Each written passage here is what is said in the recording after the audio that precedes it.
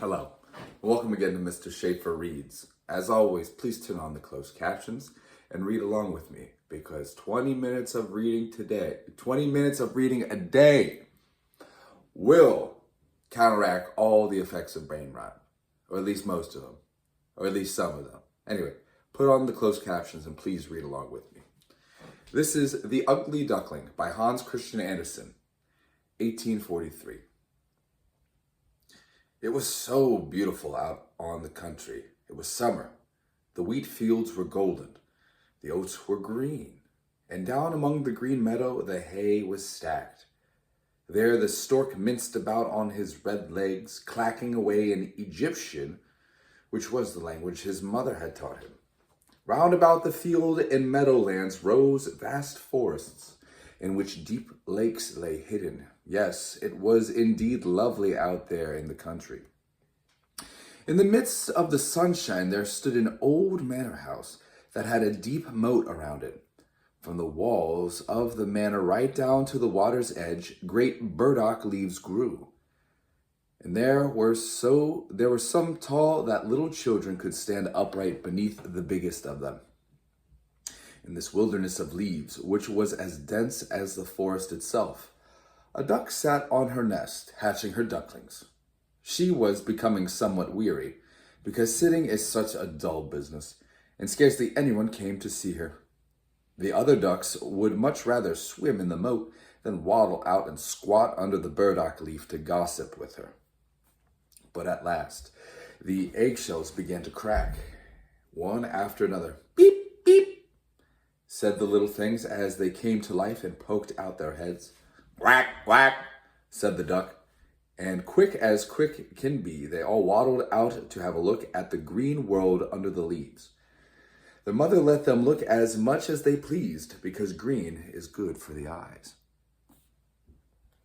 How wide the world is, said all the young ducks, for they certainly had much more room now than they had when they were in their eggshells.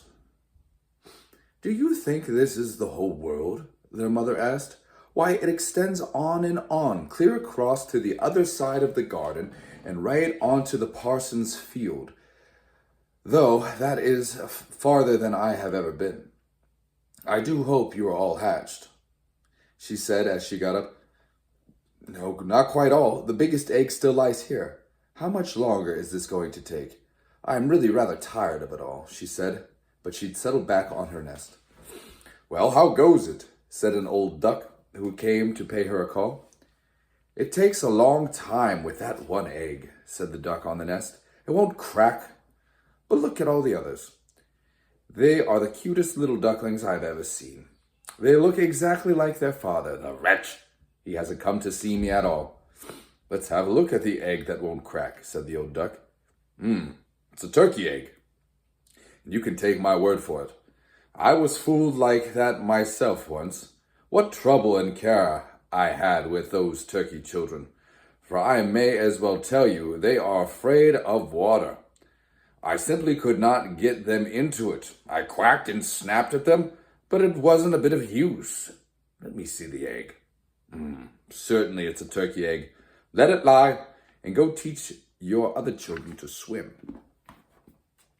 Oh, I'll sit a little longer. I've been at it so long already that I may as well sit here half the summer. Suit yourself, said the old duck, and she waddled away. At last the big egg did crack. Beep, said the young one, and out he tumbled, but he was so big and ugly. The duck took a look at him. Oh, that's a frightfully big duckling, she said. He doesn't look like the least like the others. Can he really be a turkey baby? Well, I'll soon find out. Into the water he shall go, even if I have to shove him in myself. Next day, the weather was perfectly splendid, and the sun shone down on all the green burdock leaves. The mother duck led her whole family down to the moat. Splash! She took to the water. Quack, quack, she said, and one duckling after another plunged in. The water went over their heads, but they came up in a flash and floated to perfection. The legs worked automatically, and they were all there in the water. Even the big, ugly gray one was swimming along. "Why, that's no turkey," she said. "See how nicely he uses his legs and how straight he holds himself. He's my very own son after all, and quite good looking if you look at him properly. Quack, quack, come to me. I'll lead you out into the world and introduce you to the duck yard. But keep close to me so that you won't get stepped on, and watch out for the cat." Thus they sallied into the duck yard, where all was in an uproar because two families were fighting over the head of an eel, but the cat got it after all. "You see, that's the way of the world." The mother duck licked her bill because she wanted the eel's head for herself. "Stir your legs, bustle about, and mind that you bend your necks to that old duck over there. She's the noblest of us all, and has Spanish blood in her. That's why she's so fat. See that red rag around her leg? That's a wonderful thing, and the highest distinction a duck can get. It shows that they don't want to lose her, and that she's to have special attention from man and beast. Shake yourselves. Don't turn your toes in. A well-bred duckling turns his toes the way out, just as his father and mother do. This way. So then. Now duck your necks and say quack." They did as she told them, but the other ducks around them looked on and said right out loud, "See here, must we have this brood too? Just as if there weren't enough of us already. And fie, what an ugly-looking fellow that duckling is. We won't stand for him." One duckling charged up and bit his neck. "Let him alone," his mother said. "He isn't doing any harm." "Possibly not," said the duck who bit him, "but he's too big and strange, and therefore he needs a good whacking." "What nice-looking children you have, mother," said the old duck with the rag around her leg. "They are all pretty except that one. He didn't come out so well. It's a pity you can't hatch him again." "That can't be managed, your ladyship," said the mother. "He isn't so handsome, but he's as good as can be, and he swims just as well as the rest, or I should say even a little better than they do. I hope his looks will improve with age, and after a while he won't seem so big.